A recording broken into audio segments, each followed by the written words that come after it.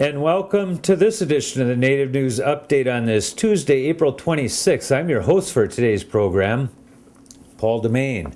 Many of the stories read here can also be found at our website at IndianCountryNews.com. So here are some of the news stories from the day from the Associated Press and other Native news sources. The water walkers continue to make headway across the United States on their four-way trek to the Great Lakes on June 12th, with pails of salt water being carried from the Atlantic, Pacific, Hudson Bay, and the Gulf of Mexico. So far, the West Coast Walk and Southern routes have been launched, and today the Southern Walk was located near Jackson, Mississippi, with their next destination being Grenada, Mississippi. They had been following State Highway 49 on their trek north. From the west, the GPS trek was reporting as of 3 p.m. Central Standard Time, a location on Montana State Highway 36, just south of Highway 8382 near Flathead Lake, with the route due to connect them with Route 2 and a straight run east into the Bad River Reservation. First, they have to get over the mountains, and in the next few days are due to confront those mountains on Highway 2 at the south end of Glacier National Park. Both walks are still asking for assistance from local, native, and non-native community members concerned about the health status of water, and you can make contact with them by going to MotherEarthWalk.com. Where you can find an updated GPS location of the walkers every 10 minutes at emptyglassforwater.ca/map. So go to either one of those sites and get your information. Tribal Council member Phyliss J. Anderson says she will run for the chief of the Mississippi Band of Choctaw Indians.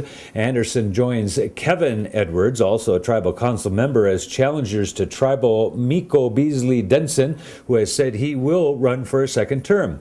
Denson was elected in 2007, defeating longtime Chief Philip Martin. Martin passed away in 2010. Anderson, who announced her campaign last week, says she wants to restore trust in tribal government and work for the prosperity of all tribal members. The Chief and Tribal Council elections are June 14th. Arizona lawmakers will approve a bill to recognize a Colt Revolver as the state's official firearm. The measure won final legislative approval before the session adjourned last week and goes to Governor Janet Brewer for her signature. The House had rejected the bill earlier in the all-night session last week, but later reconsidered its action and passed it. Connecticut-based Colt had lobbied to have the official status for the company's single-action Army revolver. Democratic Representative Albert Hale of Window Rock, Arizona, called it an instrument of destruction. He implored lawmakers to respect American Indians who lived in what is now Arizona before it became a U.S. territory and later a state. Republican Representative John Kavanaugh of Fountain Hills said the designation is appropriate for the revolver because it was widely used during Arizona's territorial days. Agents from the Federal Bureau of Investigation and Drug Enforcement Agency served a warrant on the Lakota Ojibwe Health Clinic the morning of April 25th, closing the pharmacy temporarily and removing records from the clinic in an apparent investigation into allegations of illegal or prescription drug disbursement fraud. Agents allowing people in and out of the clinic said the event was part of an ongoing investigation and indicated that U.S. Attorney's Office will be the entity that will be issuing a statement on the raid in the near future. LCO Clinic Human Resources Director Andy Gurich said she was unable to issue any statements or comments at the present time either. Several law enforcement officers in and out of uniform and fatigues were observed in unmarked cars in and around and outside of the clinic. A new state law that orders the University of North Dakota to keep its Fighting Sioux nickname won't shield the school from penalties for continuing to use the moniker the NCAA considers hostile to American Indians. An NCAA executive told the school recently. The law, which says UND must use the nickname and a logo featuring the profile of an American Indian warrior, cannot change the NCAA's policy against using American Indian nicknames, logos, or mascots that are considered offensive, according to Bernard Franklin, an NCAA Executive Vice President spokesperson. In a letter to UND, President Mike Robert Kelly. Franklin said the university must follow an agreement it made in October of 2007 to discontinue using the nickname and logo after August 15, 2011, unless it received approval from North Dakota's Spirit Lake and Standing Rock Sioux tribes. The Turtle Mountain Band of Chippewa Tribal Council of North Dakota has adopted a resolution opposing the University of North Dakota's Fighting Sioux nickname and Indian head logo. The Grand Forks Herald reports that the recent vote was 5-0 with 2 council members abstaining.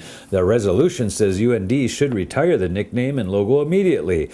Tribal members say the imagery subjects all Indians to racism, not just Sioux Indians.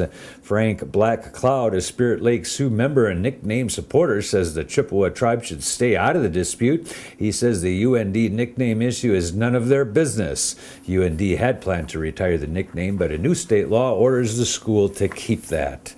The Oklahoma House has named Swing Low, Sweet Chariot as the official gospel song of the state. The House voted 89-0 to approve the bill by Representative J. Bar Shoemate of Tulsa designating the song. It now goes to Governor Mary Fallin to be signed into law.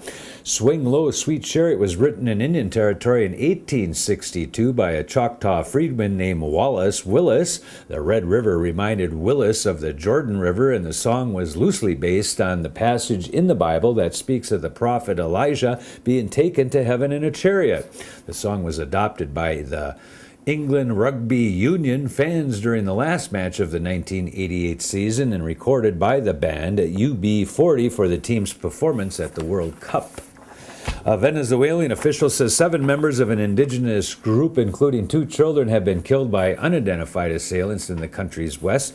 Deputy Security Minister Nestor Rivero says the victims belong to the Wayuu tribe, were shot as they were traveling in a pickup truck in the state of Zulia. Rivero told the state television this Sunday that a young girl who survived the shooting had been brought to a hospital under protection of the National Guard. Police suspect the shooting deaths could have been linked to a family dispute between Wayuu tribal members, although the investigation continues. Violent crime is one of Venezuela's most present problems, affecting citizens of all classes. A Fairbanks woman has opened a restaurant with food with an Alaska flavor. The Fairbanks Daily News Miner reports that Kathryn Witschick, say that again. Kathryn Witschick's Loose Moose Cafe offers a menu based on meat raised in the north. The restaurant features bison from near Delta Junction and reindeer from Nunavut Island. She imports caribou imported from Canada. Her husband, Doug Drum, provides products from Indian Valley Meats, a business he's owned for more than 30 years south of Anchorage. She says a signature dish is a burger made of ground beef, pork, and buffalo. She says any tourist trade that she captures will be a bonus, but she's actually targeting residents. And that is the latest roundup of news from Indian Country. On this edition of the Native News Update, we want to thank you all for joining with us. Come back again soon. Miigwech.